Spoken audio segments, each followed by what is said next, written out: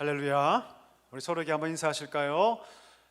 잘 오셨습니다. 대단하십니다. 이렇게 인사할까요? 잘 오셨습니다. 대단하십니다. 왜 대단하실까요? 밥 먹고 이 오후 시간까지 이 시간을 참여한다는 것은 참 쉬운 일은 사실 아닙니다. 가장 힘든 시간대가 지금 아니겠습니까? 근데 나오신 여러분들에게 하나님께서 꽃배기의 은혜를 주시길 축복합니다. 오늘 여러분과 함께 부활의 얘기를 좀 하려고 합니다. 오늘 타이틀은 부활절이 왜 중요한가, 부활이 왜 중요한가를 함께 나누기를 원합니다. 우리 기독교 신앙에 가장 중요한 두 축이 있다면 예수님 십자가의 죽으심과 부활입니다. 믿으십니까?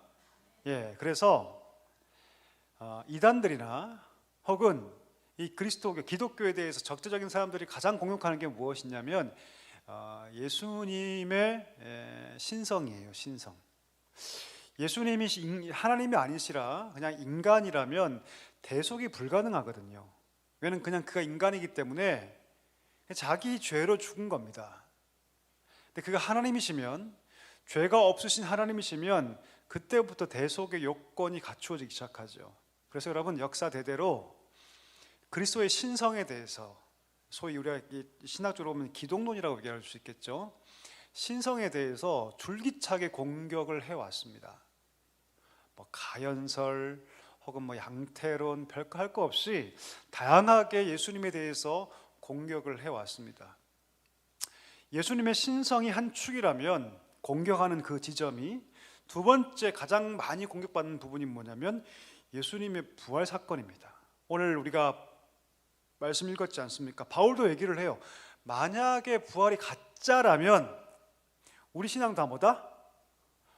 헛것이다, 텅 빈 것이다 라고 얘기합니다. 만약 우리의 신앙이 그냥 예수님의 죽으심까지로 끝났다면 우리의 신앙은 헛것이고 아무것도 아니다라고 얘기하죠.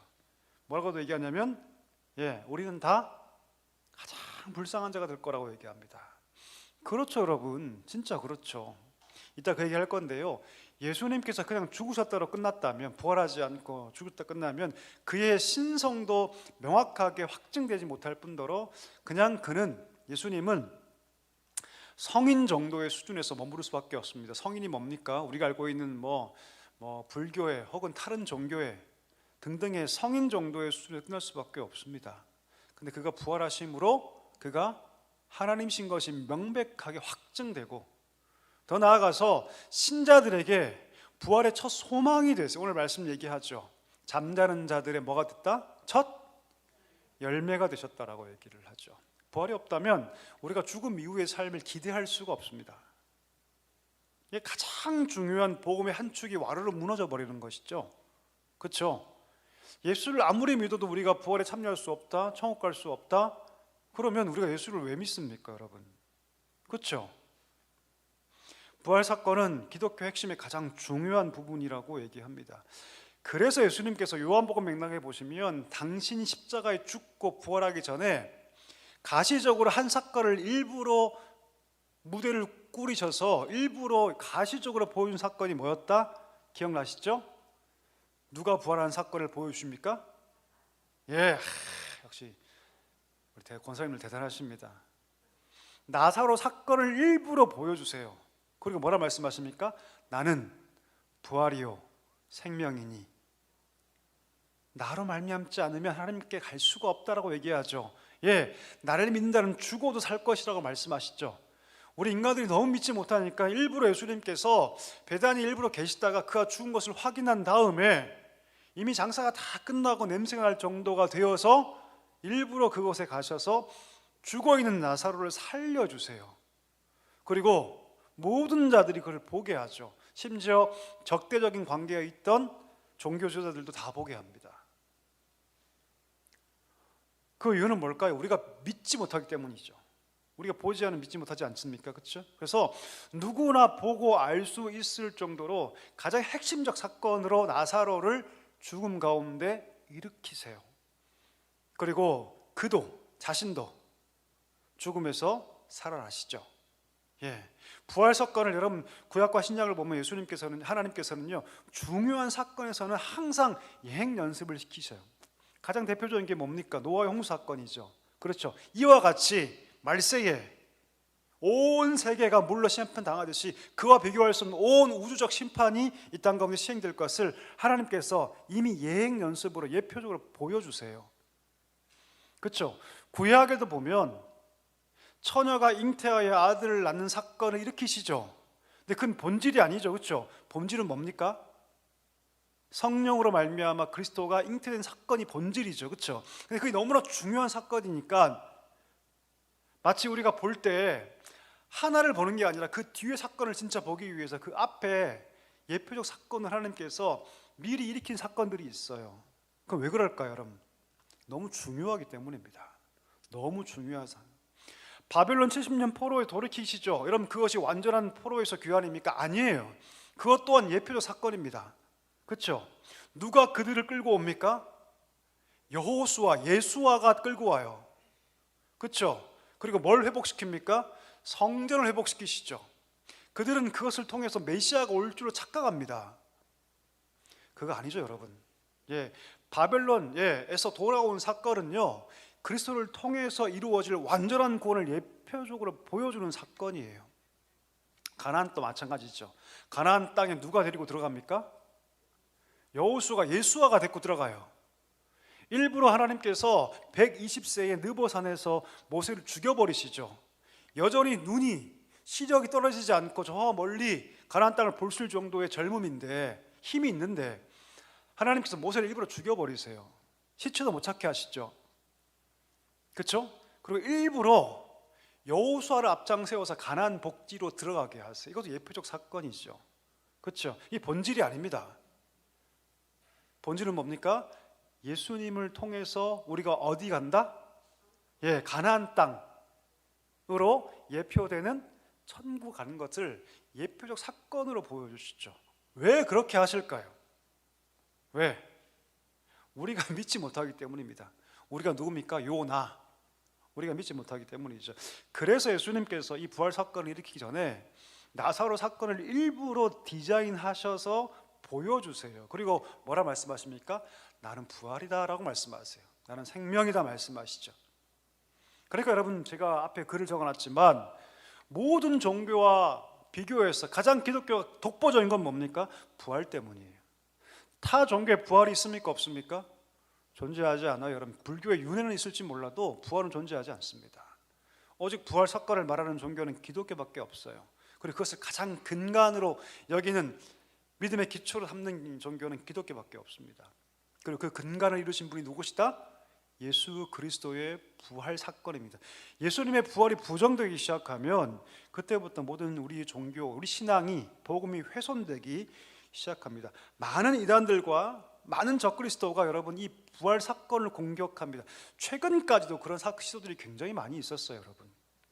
제임스 카메론이라는 감독이 여러분 들어보셨죠? 타이타닉. 그가 최근에 유대 땅에서 6인 가족의 무덤이 발견됐는데 알고 보니까 그 예수님의 무덤이었다. 이렇게 거짓말을 하죠. 예, 아빠가 예수님, 엄마가 막달라 마리아, 그리고 그 밑에 자녀 4명이 있었는데 알고 봤더니 예수님 무덤이었다. 부활하지 않았다. 이렇게 얘기를 합니다. 옛날에 다빈치 코드라는 영화가 있었어요, 여러분. 혹시 보셨나요? 다빈치 코드.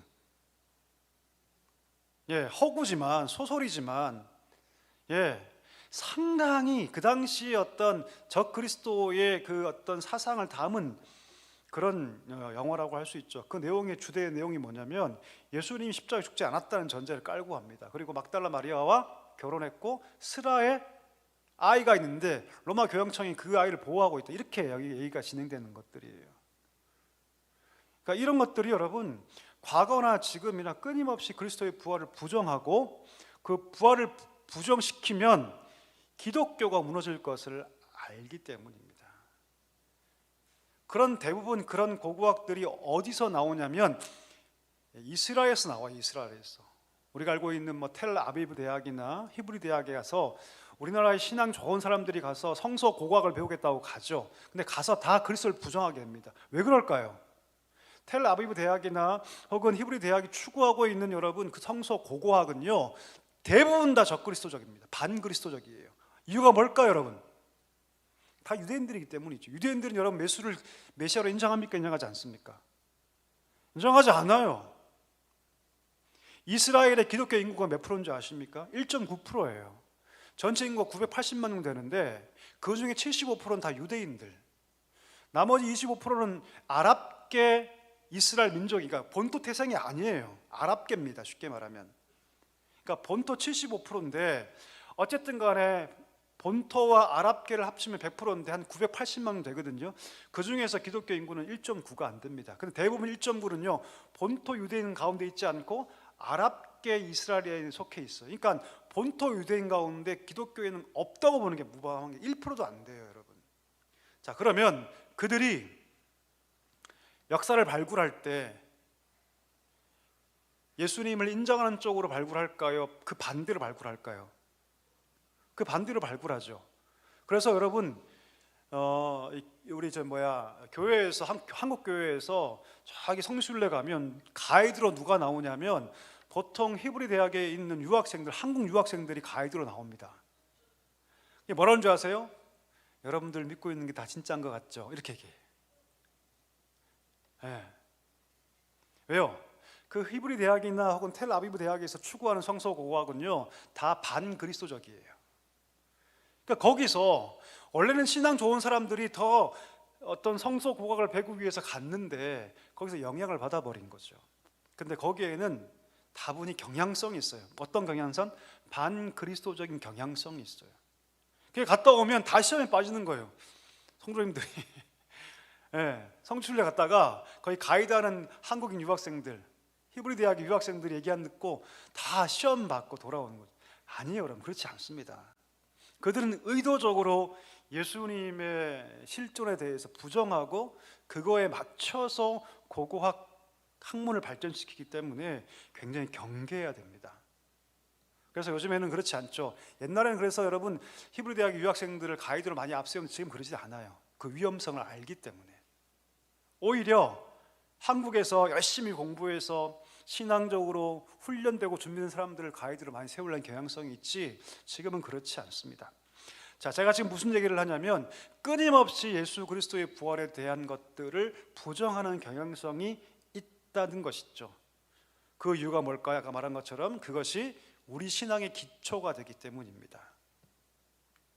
자, 그래서 왜 부활이 중요한가? 자, 첫 번째 한번 읽어볼까요? 부활은 시작. 부활은 그리스도에게 중요합니다. 여러분 예수님께서 죽기 직전에 강력하게 예고하신 3번이나 예고하신 게 뭡니까? 내가 죽고 3일 만에 살아날 것이다. 이것을 여러분 줄기차게 강력하게 얘기하십니다. 심지어 제자들에게 뭐라 말씀하십니까? 너희가 성전을 헐라. 내가 며칠 만에? 3일 만에 저 성전 세울 것이다. 저 헤롯 성전이 벌써 여러분 수십 년 동안 지어지고 있는데 수십 년 동안 지어줘도 아직까지 완성이 안 됐는데 제자들이 막 의아하죠. 의아합니다. 아니 어떻게 수십 년 동안 지은 성전을 3일 만에 헐고 또 3일 만에 세울 수 있는가? 그 성전은 여러분 건물로의 성전이 아니라 예수님 자신의 몸을 뜻한 것이죠. 자, 이렇게 여러분 다양한 방식으로 예수님께서 자신의 죽음과 부활 사건을 강력하게 예고하세요. 자, 예고한다는 것은 뭘 전제로 합니까? 자기 확신이 깔린 거예요, 여러분. 예수님께서 이것을 분명히 믿고 알고 계셨어요. 내가 죽지만 어떻게 된다? 나는 부활할 것을 예수님께서 명확하게 알고 계셨습니다. 자, 그러면 대적들, 바리새인이나 서기관들 혹은 대제사장들이 이 사실을 알고 있었을까요? 예수님의 이 예고를 알고 있었을까요? 부활 예고를 다 알고 있었어요. 우리 말씀 찾아볼까요? 마태복음 27장 성경 펴셔서 마태복음으로 한번 가보겠습니다. 마태복음 27장 63절 64절 한번 읽어볼게요. 자, 예수님께서 죽으신 다음에 바리새인들이 빌라도에게 요청하는 장면이거든요. 자, 마태복음 27장 63, 64절 같이 읽어보겠습니다. 같이 읽겠습니다. 시작. 주여, 저 속이던 자가 살아있을 때 말하되 내가 사흘 후에 다시 살아나리라 한 것을 우리가 기억하노니 그러므로 명령하여 그 무덤을 사흘까지 굳게 지키게 하소서. 그의 제자들이 와서 시체를 도둑질하여 가고 백성에게 말하되 그가 죽은 자 가운데서 살아났다 하면 후의 속임이 전보다 클까 하나이다 하니. 자, 반대파들이 예수님의 3일 후에 부활 사건의 이 공지한 사건, 예고한 사건을 알고 있었습니까? 모르고 있었습니까? 다 알고 있었어요, 여러분. 바리새인도 예수님께서 부활 사건을 다 알고 있었습니다. 다 알고 있었어요. 그리고 나사로를 살리신 사건이 예표적 사건인 거 바리새인 다 알고 있었어요, 여러분. 다 알고 있었습니다. 그래서 빌라도에게 뭘 요청합니까? 더 엄하게 경비를 좀 세워달라고 요청하죠.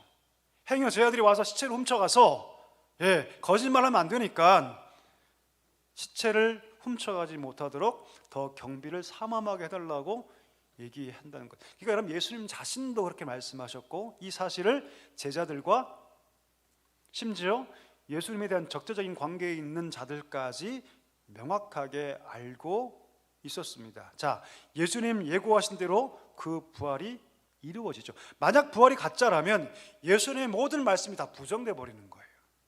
그렇죠? 다 부인되는 것입니다. 따라서 부활 사건은 예수님의 말씀을 확증하는 입장에서 예수님께도 중요하죠. 두 번째, 부활은 예수님의 사역을 유효하게 합니다. 자, 그가 대속물로 자신을 내어주셨습니다. 자, 그리스도가 대속물이 될 수 있는 이유가 뭡니까? 그가 인간이면 대속물이 됩니까? 안 됩니까? 안 돼요. 자기 죄로 죽는 겁니다. 그렇죠? 그런데 그 죽음이 대속의 죽음이 될 수 있는 이유가 뭡니까? 그가 누구시기 때문에? 하나님이시기 때문이에요. 죄 없는 자가 우리 죄를 대신 지고 십자가에 대신 어린 양으로서, 우리가 지난주 얘기했죠. 그렇죠? 바울도, 사도 세례 요한도, 베드로도 다 그를 뭐라고 지칭합니까? 어린 양, 하나님의 어린 양이라고 지칭을 하죠. 아무런 죄 없는 분이 죽으심을 통해서 그 지불이 자기 죄를 위한 지불이 아니라 온 세상의 죄를 대신 지고 지시는 속전, 지불 대물인 것을 명확하게 우리에게 보증을 알려준 사건이 뭐다? 바로 이 부활 사건이에요. 그래서 우리 다음 명제와 연결되는데요, 예수님의 죽으심은 그분의 가치를 확증합니다. 아까 제가 얘기했죠. 만약 십자가가 이야기의 끝이라면, 예수님 죽으셨어요. 그리고 그 다음에 아무 사건도 일어나지 않았습니다. 제자를 위해서, 당신을 따르던 자들을 위해서 예수님 십자가에 죽으셨어요. 그러면 그가 우리에게 구세주가 됩니까? 되지 않아요.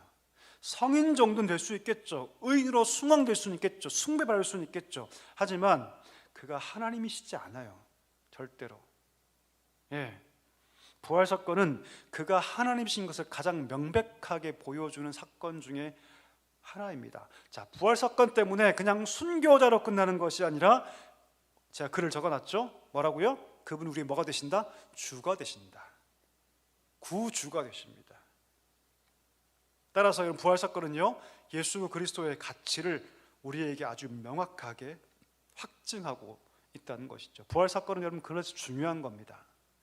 앞으로 살면서 다빈치 코드 같은 그런 이상한 류의 영화나 다큐멘터리나 많은 책들이 혹 여러분들 만날 수 있어요. 그때 여러분 그것을 잘 방어하셔야 합니다.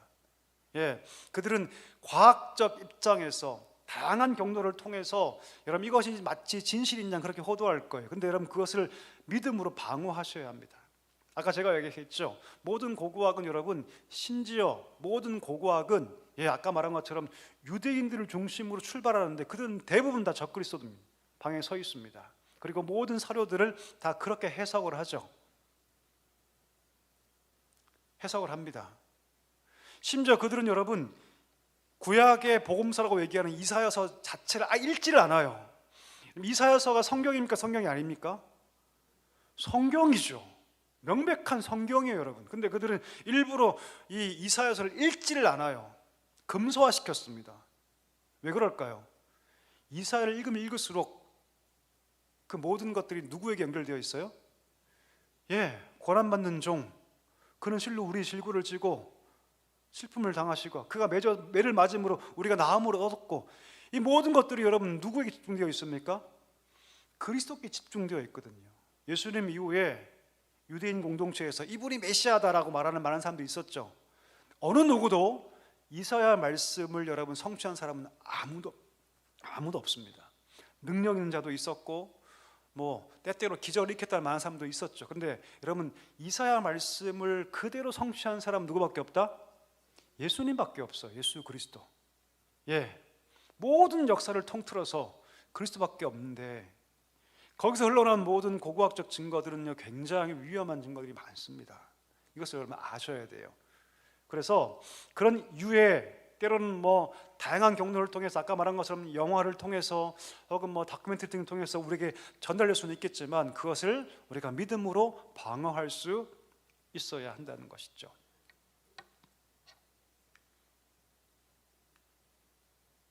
자, 두 번째, 왜 부활절은 중요합니까? 비평가, 비판자들에게 중요합니다. 왜? 그들은 끊임없이 2000년 동안 부활의 역사성을 공격해 왔거든요. 최근까지도.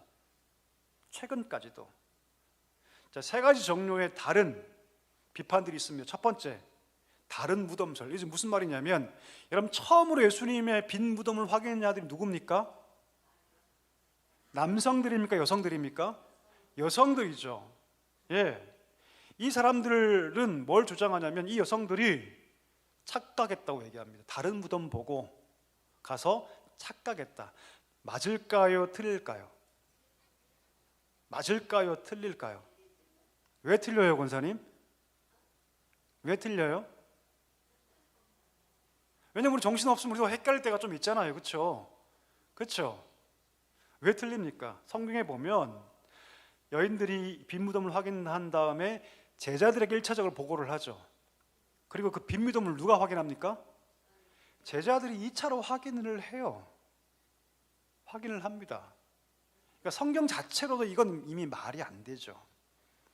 그리고 예수님 무덤이 얼마나 중요합니까? 여러분 부모님의 무덤을 잊어버립니까 혹시? 내가 3일 전에 우리 부모님 장례했어요. 3일 만에 여러분 그 장례한 곳을 잊어버립니까? 잊어버릴 수가 없죠. 그렇죠? 그러할진데 3일 전에 장례했던 예수님의 무덤을 착각하고 잊어버린다? 이건 말이 안 되죠. 두 번째, 기절설이 있습니다. 기절은 뭘까요, 여러분? 예수님께서 옆구리에 찔리시고 피를 쏟으시고 죽은 게 아니라 잠깐 기절하신 건데 로마 군병들이 죽은 걸로 착각해서 그렇게 했다라고 얘기하는 거죠. 틀린 말이죠. 그건 말도 안 되는 얘기죠. 그렇죠?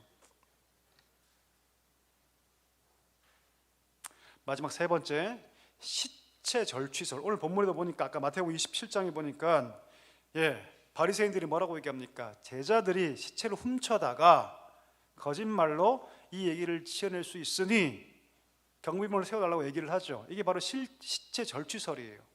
제자들이 와서 예수님의 몸을 훔쳤다. 3일 만에 훔쳤다. 여러분 이 말이 될까요? 말이 안 될까요? 왜요? 예수님 잡히실 때는 아무도 없었어요.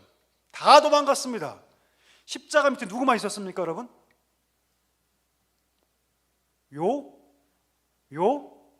요한만 있었어요. 여자야 보소서 내 어머니 아들이니다. 그리고 그 요한에게 보라 내 어머니라고 얘기하시죠.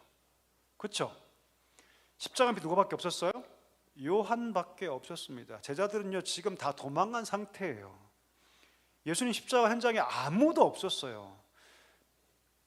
그 뻗당겼던 여러분 베드로도 다 도망간 상태였습니다. 완전히 무너져가지고 지금 새벽닭이 울었고 완전히 지금 무너진 상태, 아무것도 할 수 없는 자들이었습니다. 심지어 예수님 부활하신 사건 이후에도 제자들은 벌벌 떨면서 한 방에 갇혀 모여 있죠. 잡혀갈까 봐. 그렇죠? 제자들이 이 시체를 숨길 상황이 아닙니다. 다 도망간 그런 상황이죠. 나중에 성령이 임하셔서 그들을 변화시켰을 뿐, 그들이 이 모든 것들을 조직적으로 할 수 있는 그런 상황이 아니죠. 말이 안 되죠. 성경만 읽어도 이것이 말이 안 되는 것을 다 알 수 있죠. 자, 대표적인 이 비판가들의 이 이야기가 있는데, 자, 성경만 읽어도 이 모든 것들이 다 부정됩니다. 아니라고 우리가 이해할 수 있습니다. 자, 왜 부활절이 중요합니까? 마지막 세 번째, 자, 이거 마실 텐데요. 우리에게 중요합니다. 왜 중요합니까?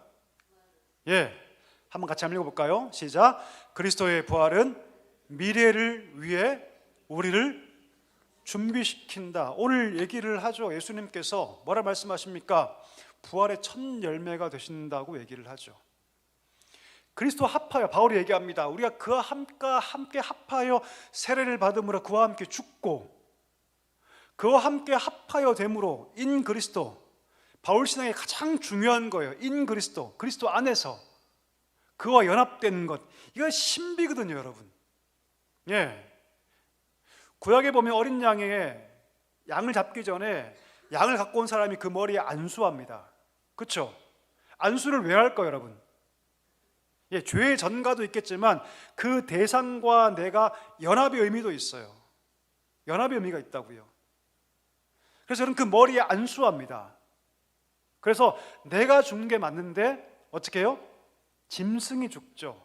이게 사실 내가 죽는 거예요, 여러분.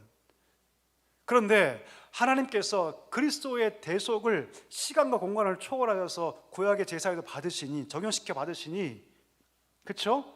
원래는 등가가 성립이 안 되는데 훗날 이루실 그리스도의 십자가의 그 효력을 하나님께 대신 받으시면서, 왜요? 하나님은 시간 공간을 초월하신 분이시거든요.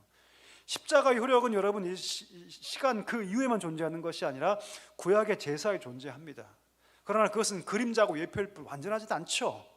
그렇죠? 그래서 누가 죽이냐면 제사장이 죽이는 게 아니라 누가 죽여요? 제물을 갖고 온 사람이 직접 죽여요. 여러분, 제물을 죽입니다. 예, 내가 내 자신을 죽인다고 보면 돼요. 왜요? 그 짐승과 내가 하나 되어 있거든요. 지금 이걸 그대로 바울이 가지고 옵니다. 그럼 뭐라고 얘기합니까? 십자가에 죽으실 때 우리 그리스도인들은 그와 합하여서 죽고 그와 합하여 뭐 한다? 산다고 얘기하죠. 그가 살아났듯이 우리 또한 그렇게 살게 될 것이고, 그가 거룩한 몸을 입은 그대로 우리도 그와 함께 똑같이 거룩한 몸을 입게 될 것이라고 얘기합니다. 그가 보좌 우편에서 12지파를 세계를 다스리듯이 우리도 그런 권세를 받아서 그리스도와 함께 왕노릇하게 될 것이다. 아멘. 이게 성도의 축복이에요, 여러분. 그 모든 것을 가능하게 하는 이유가 뭡니까? 인 그리스도, 그리스도 안의 연합이에요. 이게 바울서의 가장 핵심입니다. 핵심. 우리가 왜 영생합니까? 영생은 여러분, 하나님은 가지고 있는 속성이잖아요. 비공유적 속성 들어보셨죠? 제가 강의했죠, 그렇죠? 우린 영생 존재가 아니에요, 사실은요. 근데 우리가 왜 영생합니까? 우리가 왜 영원히 삽니까? 인 그리스도, 그리스도와의 연합 가운데 있기 때문이에요. 이게 가장 핵심입니다. 그래서 여러분, 그리스도의 부활은 우리로 하여금 영원한 소망을 갖게 하죠. 미래를 준비하게 합니다. 우리가 그리스도 합하여 죽은 것이라면, 그것이 맞다면, 그렇죠? 더 이상 그 죄책에 대해서 우리가 자유하다면, 그래서 그분의 생명에 참여하는 것 또한 당연하다. 그래서 그리스도의 부활은 우리 미래의 소망을 보증합니다. 그래서 여러분, 우리가 장례식 갔을 때 우리가 슬퍼하지만 절망하진 않습니다. 아멘. 어떤 분들은 슬퍼하지도 않더라고요. 그건 아닙니다, 여러분. 슬프죠. 왜? 보지 못하니까. 평생 함께했던 분을 떠나버린 슬픔 분명히, 하지만 절망하지 않습니다. 절망은 뭡니까? 완전한 상실이죠. 하지만 우리는 그렇지 않습니다. 완전한 상실을 우리는 말하지 않습니다. 슬퍼하지만 절망하지 않습니다. 두 번째, 그리스도의 부활은요, 미래의 집을 보증합니다. 예수님 말씀하시죠. 내가 이제 갈 텐데, 내가 다시 올 건데, 다시 와서 나 있는 곳에 너희도 있게 하리라. 요한복음 14장 3절 말씀.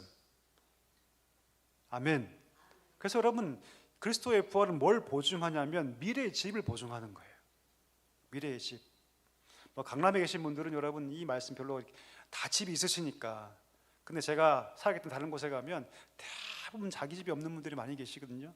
근데 우리 집이 있습니다. 그러면 다들 아멘 아멘 그러셨어요. 미래의 집을 보장하는 사건이 뭐다? 부활 사건이에요. 왜? 부활하신 그리스도가 승천하셨고 이 땅에 계신 것이 아니라 승천하셨고 승천하신 그대로 다시 오셔서 우리를 하나님의 집으로 인도하실 것이기 때문에 나 있는 곳에 너희도 있게 할 것이다. 그래서 여러분 계시록 마지막 장에 보면 뭐라고 합니까?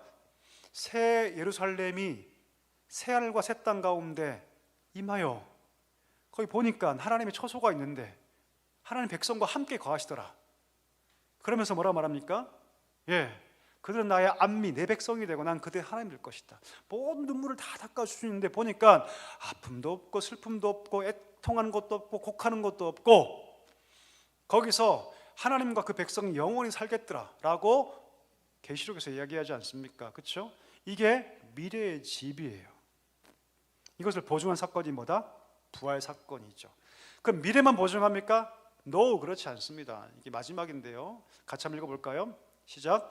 그리스도의 부활은 현재를 위해 우리를 준비시킨다. 예수님의 부활 사건은 여러분 우리의 현재 삶을 그래서 지탱해 줍니다. 소망이 있기 때문이죠. 미래에 대한 소망이 있기 때문에 현재 삶이 강력하게 지탱될 수 있는 거죠. 소망이 없다면 어떻게 살아갑니까? 살 수가 없죠. 하늘의 소망이 있기 때문에 현재의 삶을 강력하게 살아갈 수 있게 된다는 것이죠. 내가 아무리 돈 벌어봤자 죽으면 끝이야. 내가 아무리 의미 있게 살아봤자 아무런 의미가 없어 라고 하면 어떻게 삶을 살겠습니까?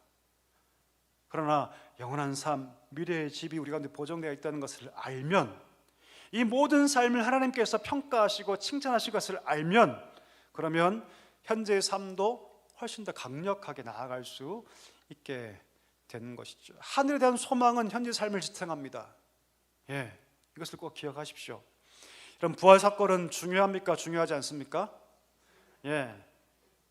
억수로 중요합니다. 굉장히 중요하고요. 그 부활 사건을 부정하고 공격하는 그 모든 일에 여러분 저항하셔야 됩니다. 말씀으로, 우리 배웠으니까 말씀으로 저항하셔야 되고요. 그들이 말하는 수많은 모든 고고학적 어떤 것이 있다 할지라도 그것은 다 의도를 가지고 여러분 만들어진 이 증거일 경우가 훨씬 더 많습니다. 꼭 기억해 주시고 그것을 여러분 꼭 기억하시고 부활 신앙을 끝까지 붙잡고 나아가는 우리 모두가 되기를 축복합니다.